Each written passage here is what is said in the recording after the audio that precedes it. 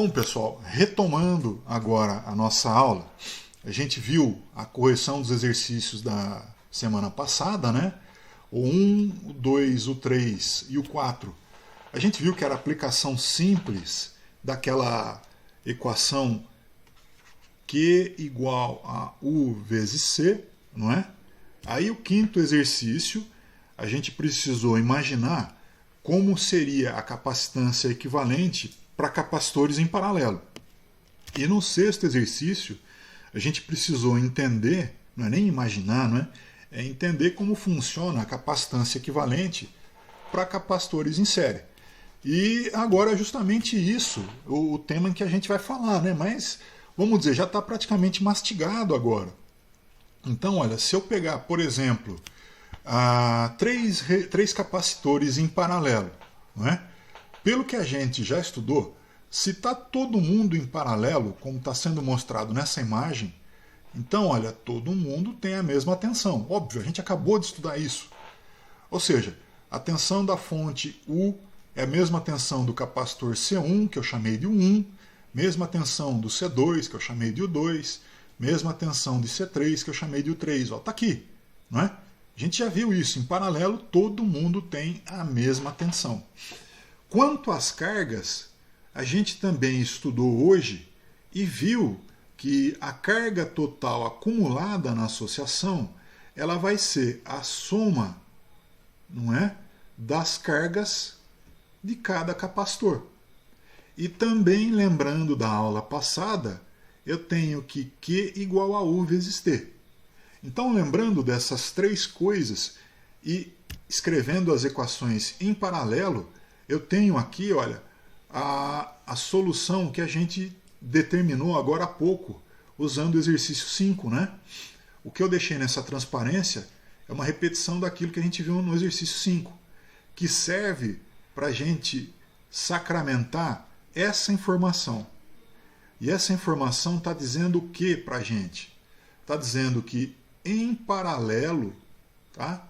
A capacitância equivalente ela é a soma das capacitâncias de cada capacitor que eu tenho.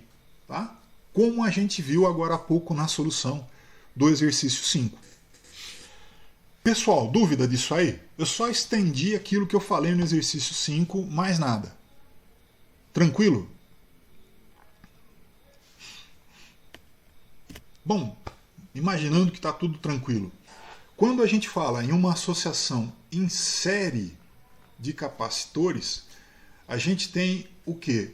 Um circuito onde está todo mundo em série. A fonte, o primeiro capacitor, o segundo capacitor, o terceiro capacitor e assim em diante. Tá? E aí, usando aquele raciocínio do exercício 6, que a gente acabou de ver, olha, se está todo mundo em série, então todo mundo acumula a mesma quantidade de carga. Ou seja, a carga do primeiro capacitor é igual à carga do segundo capacitor, que é igual à carga do terceiro capacitor, que é igual à carga do capacitor equivalente, que eu estou chamando de Q. Tá certo? Aí, olha, também como a gente viu no exercício 6, se eu tenho uma malha, uma associação em série, então, olha, a tensão gerada por essa malha U, ela é igual à soma das tensões sobre cada capacitor. Ou seja, U vai ser igual a U1 mais o 2 mais o 3. Finalmente, olha, a terceira informação que a gente precisa. Como eu sei, desde a aula passada, que carga é tensão vezes capacitância, então eu posso escrever que tensão é carga dividido por capacitância, não é? Estou deixando U sozinho, ou seja, estou passando o C para o lado do Q dividindo. Só isso. E aí, pessoal, trabalhando com essas três equações, mais uma vez, como a gente viu no exercício 6, no final das contas, eu vejo que em série, o inverso da capacitância equivalente é igual à soma dos inversos de cada capacitor. Da mesma forma como a gente fez para resistor em paralelo. Tá? Da mesma forma que a gente fez para resistor em paralelo. Eu também posso escrever o CEC como sendo o quê? 1 dividido por 1 sobre C1 mais 1 sobre C2 mais 1 sobre C3. Só que a gente também viu lá em resistor em paralelo e agora em capacitor em série que é chato trabalhar com equações desse tipo, né? Que tem frações assim. Então é preferível eu trabalhar de 2 em 2 em série capacitores, né? Fazendo o equivalente de 2 em 2 como sendo o produto deles dividido pela soma deles. Tá? É mais prático calcular o equivalente do capacitor em série trabalhando de 2 em 2 desse jeito aqui. Certo, gente? Hein, pessoal? Certo. Maravilha! Ó, eu acabei de falar, mas eu coloquei um slide aqui também para ressaltar isso. Olha, o que a gente fez de matemática para resistor em paralelo,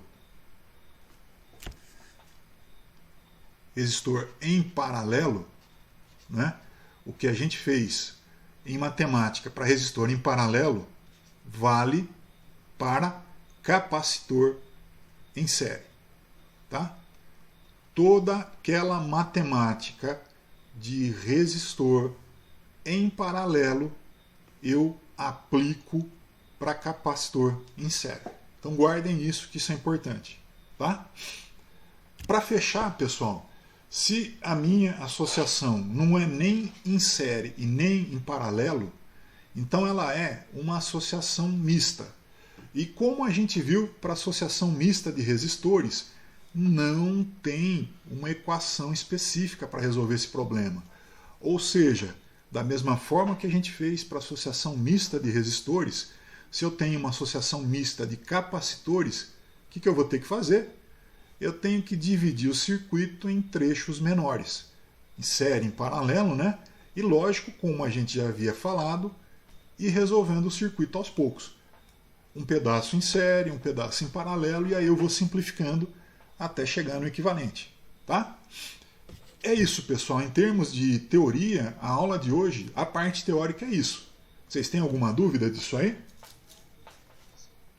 Não, tranquilo. Depois, acho que vai passar exercício também. Isso. Aí se passar algum exemplo também, no caso.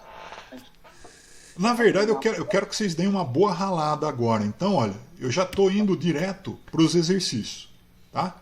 Então eu deixei aqui para vocês, pessoal, parênteses, isso que eu estou apresentando para vocês está lá na nossa disciplina do Moodle, tá certo? Na aula do dia 19/5. Então quem ainda não foi lá no Moodle, vai no Moodle e na aula do dia 19/5, materiais, tá esse conjunto de slides que eu estou mostrando para vocês, ok? Bom, agora vocês têm uma sequência de exercícios para calcular a capacitância equivalente. Então, nesse primeiro exercício, o negócio é muito simples, porque eu tenho 2 em paralelo, né? C2 e C3 em paralelo, e depois de resolver esse paralelo, eu tenho que calcular o equivalente junto com o C1. O que é que eu chamo a atenção de vocês? Chamo a atenção de vocês pelo seguinte: para judiar de vocês, eu coloquei os capacitores cada um em um submúltiplo diferente. Então, C1 eu indiquei em mili, C2 eu indiquei em micro, C3 eu indiquei em nano. E claro, se vocês vão achar um equivalente, todos esses caras têm que estar ou na unidade ou em um mesmo submúltiplo, tá certo? Então, olha, não tenta fazer conta sem antes passar todos os capacitores para farad, ou para milifarad, ou para microfarad, ou para nanofarad. Para qual desses caras? Para aquele que você achar que fica mais fácil fazer conta, tá? O que é que você não pode fazer? Não pode fazer conta se um tiver em milli, outro tiver em micro, outro tiver em nano. Agora, se todos eles estiverem no mesmo múltiplo, no mesmo submúltiplo ou na unidade, aí beleza, aí você consegue fazer as contas normal, tá? E em todos os exercícios eu fui malvado com vocês e eu baguncei as unidades de medidas dos capacitores. Então eu fiz uma mistureba de milli, micro, nano. Eu só não coloquei o pico aí, tá? Mas milli, micro, nano está sortido. Então no segundo, que vocês estão vendo, vocês têm um circuito diferente, não é? E como eu destaquei aí, as capacitâncias, uma em cada submúltiplo. No terceiro, é a mesma coisa, é um circuito diferente e as capacitâncias em vários submúltiplos. No quarto, a mesma história, capacitâncias. Aqui eu dei uma de cabeçudo, né? Eu coloquei, eu já deixei mostrando aqui para vocês a transformação das unidades. Errei. Pode deixar aí, não tem problema não. Agora já foi, lá no Moodle já está conferido. Agora não adianta eu riscar.